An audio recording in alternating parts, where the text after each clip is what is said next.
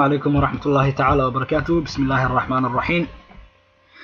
عشركeenii maanta wuxuu ku saabsan yahay in future perfect tense oo ah tense-gii koowaad.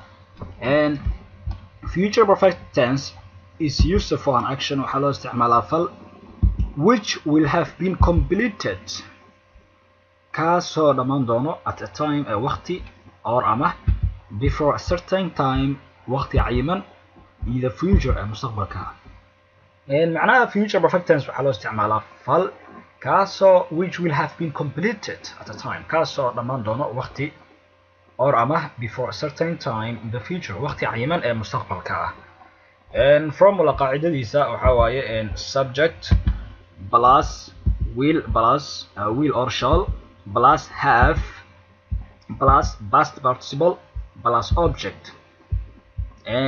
marka inta kale waa ka sameeyeen waa sidii future-ka caadiga ah oo kale inta kale waa ka sameeyeen yani inta kale waxaan ka wadaa I we you they he she it intaan oo dhan markii la joogo waa ka sameeyeen will iyo shall ay qaadanayaan labadaba waa ka sameeyeen future-ka caadiga ah. Statement-ga marka aan sii guda galno tusaale I shall have written the letter at 6 o'clock. I shall have written waan qori doonaa the letter warqada at 6 o'clock 6 saac markii la gaaro warqada qori doonaa ama 12 saac markii la gaaro ayaan warqada qori doonaa. Either waa iska subjectihi shall waa to be have waa yani iska qaacidadii plus past participle waa written yani written past participle waa asalkiisa wuxuu ka yimid write kadib wrote isku bedelay kadib past participle wuxuu isku bedelay written.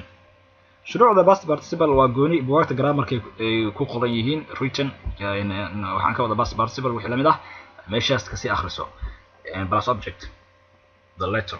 Okay, marka I shall have written the letter at 6 o'clock waxaan qori doonaa warqada 6 saac markii la gaaro ama 12 saac markii la gaaro ayaan qori doonaa warqada. He will have reached Mogadishu by tomorrow. Asaga wuxuu gaari doonaa magaalada Muqdisho berito. He will have reached wuxuu gaari doonaa Mogadishu magaalada Muqdisho by tomorrow berito. Yani weli ma gaarin laakiin waa at a certain time waay waa waqti laakiin waqtiga waa la sheegay waa waqti cayiman waay yani inuu beri aadi doono ayuu sheegay isaga inuu beri aadi doono waxaa la sheegay inuu asaga beri aadi doono magaalada Muqdisho waa waqti cayiman at a certain time. I hope in la fahmay aragna markii laga dhigayo marka question markii laga dhigayo waxa waaye su'aal markii laga dhigayo waxa waaye waxa la soo marsiinaya kaliya ayda waxa la keenaya dhaxda verb to be marka la wareejinayo kaliya kulli faafahinteeda casharada kale aan ku soo akhriyay aan ku soo sharaxay marka hadina si guud gala marri. Okay, shall I have written the letter at 6 o'clock? Waqad miyaan qori doonaa at 6 o'clock 6 saac markii la gaaro miyaan waqad qori doonaa ama 12 saacadood markii la gaaro miyaan waqad qori doonaa. 6 o'clock Soomaali 6 saac waay laakiin markii sida kale loo fiiriyo 12 saac way noqonaya. Okay, will he have reached Mogadishu by tomorrow? berito miyuu gaari doonaa magaalada Muqdisho. Okay, aragna markii laga dhigayo waa la fahmo maleyna aragna markii laga dhigayo negative diidmo. Okay, I shall not negative waa iska taqaanin not kaas dheeri bas.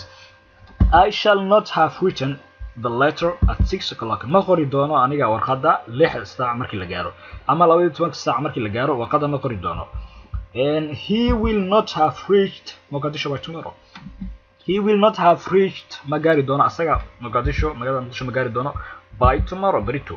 He will not have reached waa la dhihi karaa laakiin yani British pronunciation-ka waxa waaye reached idida waa la qarina macna silent. Okay, aad bina fahmay fadlan ha iloobi inaad channelka subscribe gareyso si aad ula socoto casharada kale ee muhiim ah ee soo socda insha Allah. Assalamu alaykum warahmatullahi ta'ala wa barakatuh.